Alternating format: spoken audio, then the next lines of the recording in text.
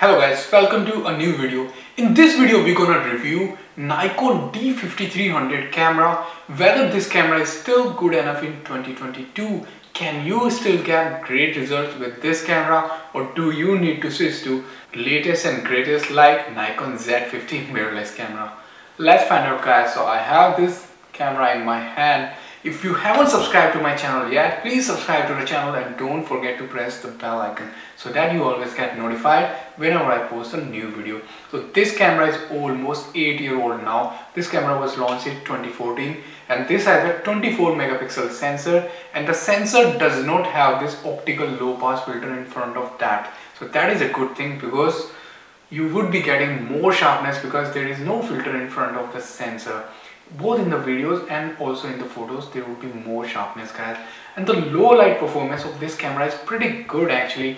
The ISO range goes from 100 to 12,500, which you can expand up to 25,600. So it's a really good camera for low light performance guys.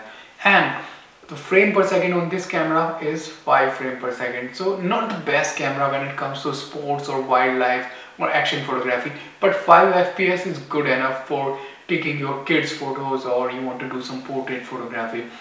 And the dynamic range on this camera is really very good guys. It's 13.9, so it's a great camera when it comes to landscape photography. Just with a single shot you can get a very rich high dynamic range photo with this camera. In terms of weight, this camera is around 480 grams, so it is quite lightweight camera despite having so many features. The autofocus system on this camera is also pretty snappy. It has 39 autofocus points and the photography autofocus works really very nice.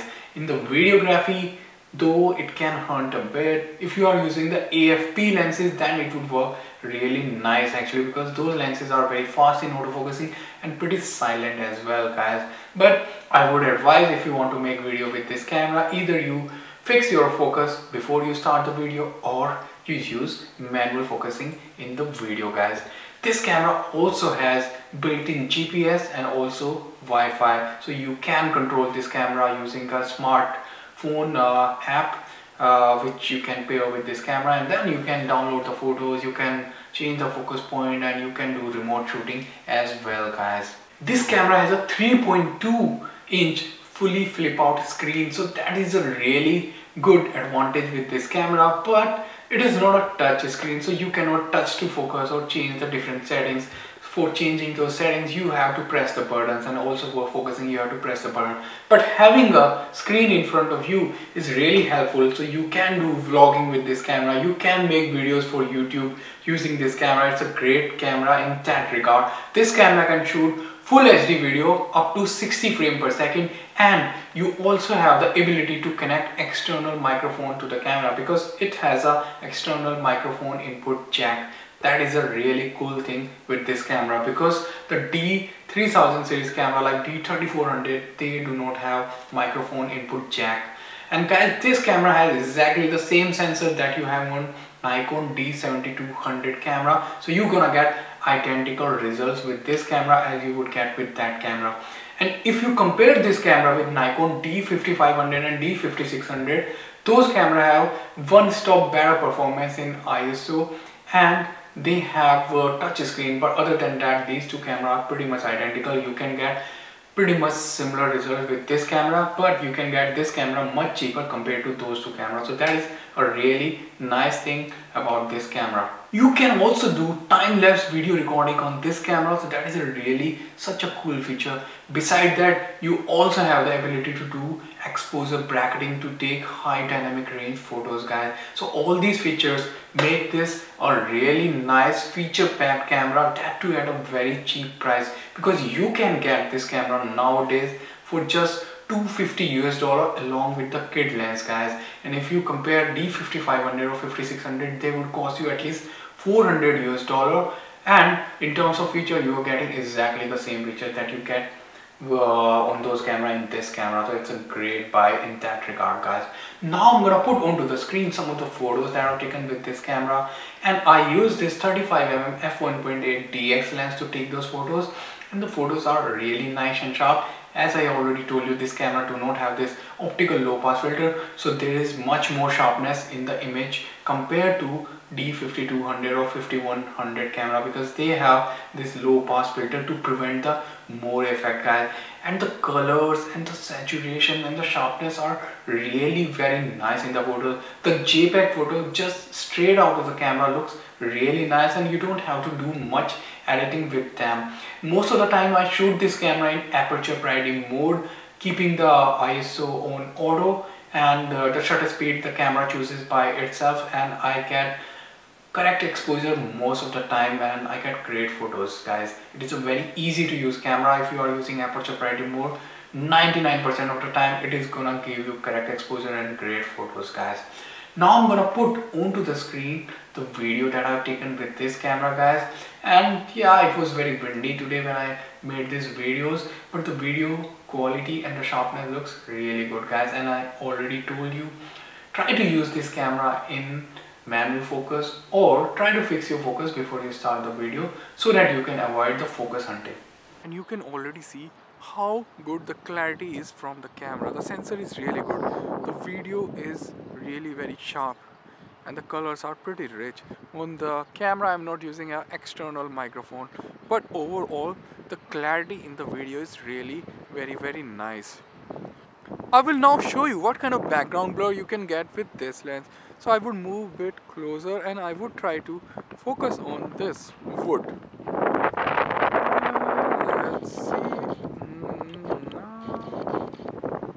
Now it is in focus, and you can see you can get really nice out of focus background even with this 35mm lens on this, and the video quality looks really awesome. The sharpness and the details that you see are really very good, guys. So you saw the video looks great, guys. Now I'm gonna show you a close-up of how this camera looks like. So guys, here is how this camera looks from the back. There are a lot of buttons that you can use to change different settings, and here is the flip out screen, and this is a very angle screen, so you can rotate it in any direction whatsoever, and it's a really nice screen. And you have all these buttons using which you can navigate in the menu and change different settings.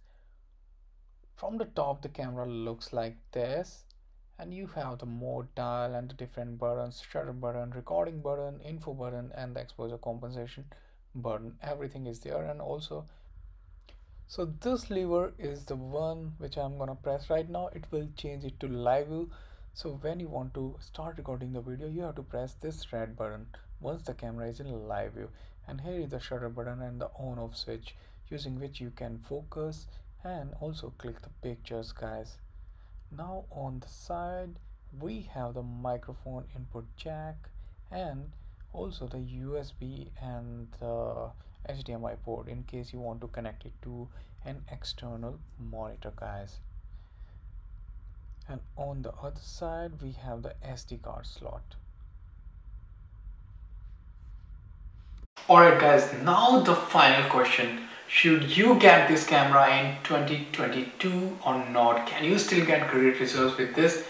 Regarding the second question, can you get great results? Yes, you can actually. As I already showed you, you can do professional level photography work with this camera. You can make cinematic videos with this camera. You can get paid work with this camera. It can take great photos, great videos, period. No problem whatsoever with it.